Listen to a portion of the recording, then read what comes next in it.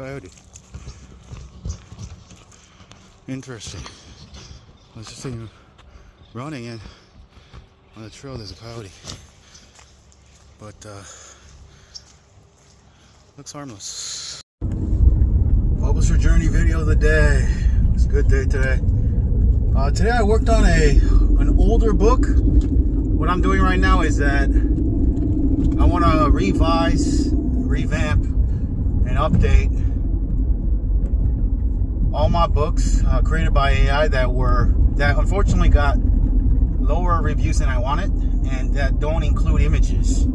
So, in the beginning, I didn't know how to use AI to create images, and also in the beginning, I wasn't as good as now in terms of creating content, because the first time you do anything, including using AI to create book content, will be your worst time.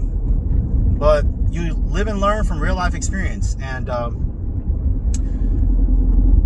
there is no failure, there's only feedback, as they say. So what I'm doing right now is I'm taking a look at the books that unfortunately got lower reviews and update those, improve those one at a time. So one particular book, it came out to 60,000 words before, but I improved the structure and kind of slimmed it, refined it down to around 50,000 words, 53,000 words.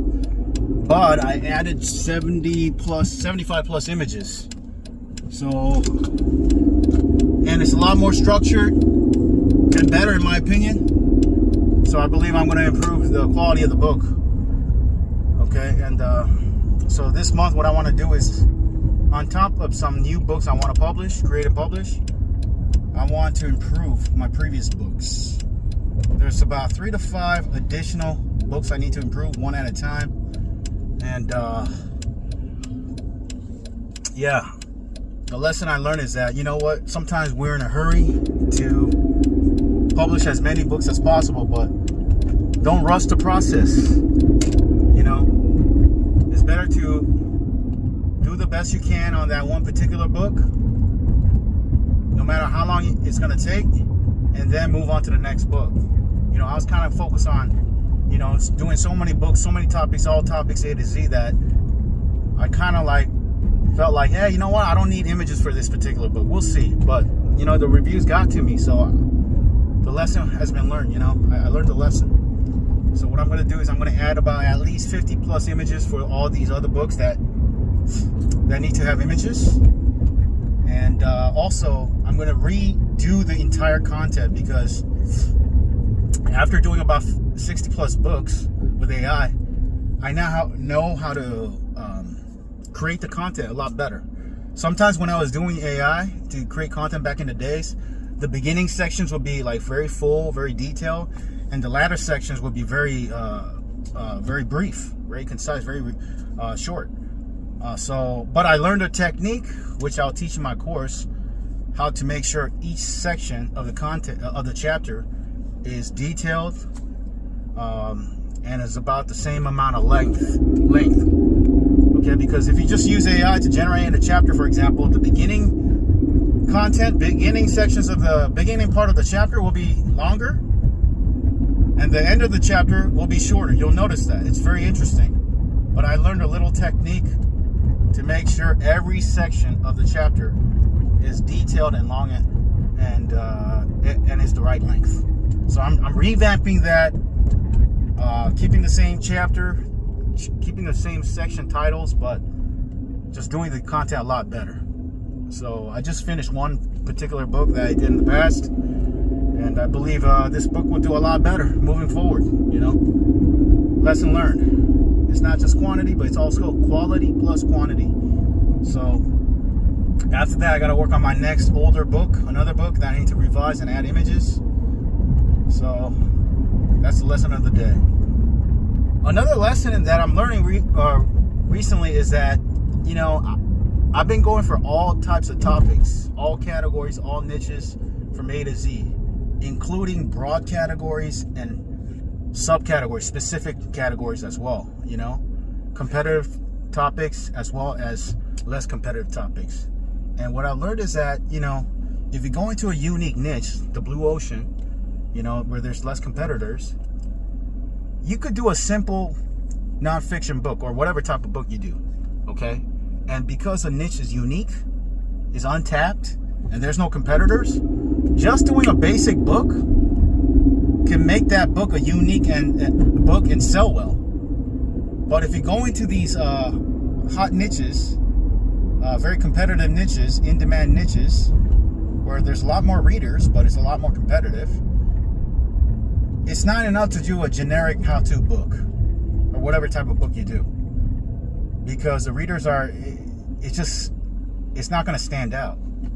And that's the lesson I've learned, because I've done some quick how-to guides for competitive niches and less competitive niches. For the less competitive niches, I can instantly be on the first page, instantly sell, and people will be satisfied because there's no other books out there about it. But if I go into these very competitive niches, what I've learned is that most readers will skip out on that book because there's so many other books that are more angled, more have a unique selling proposition. It's not a generic how-to guide. So that's what I've learned. Moving forward, I want to angle the books.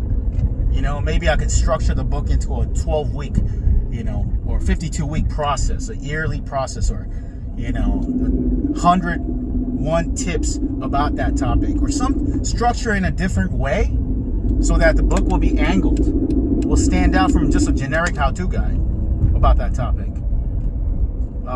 And I've done it. I've angled the books for some AI generated content before, and some have actually done really well, even though it was just a generic topic. So the lesson is that, you got to angle the book, especially for more competitive niches. That's the lesson I'm learning,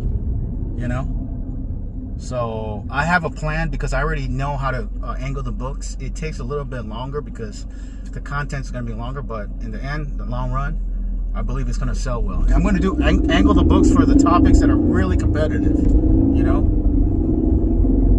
Instead of doing a book about business and entrepreneurship, which I did, just a generic how-to guide, you could angle the book. 365 business ideas, or 365 business tips or whatnot. You got to angle the book. So that's my plan moving forward. I will go for all topics A to Z. For the unique niches, I could do a quick, simple how-to guide.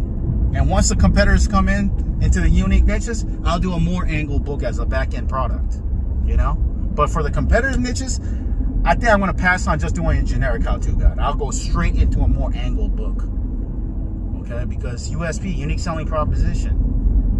There's thousands, if not tens of thousands of products out there. You're not only competing with books, authors, and publishers, but you're also competing with e-commerce products about that topic. So you really have to angle the book. So that's the lesson of the day. I'm learning from real life experience. If you want to learn additional tips, click the link below the video. Check out my resources and all my books from A to Z by How Expert. Thank you. Take care. Cheers.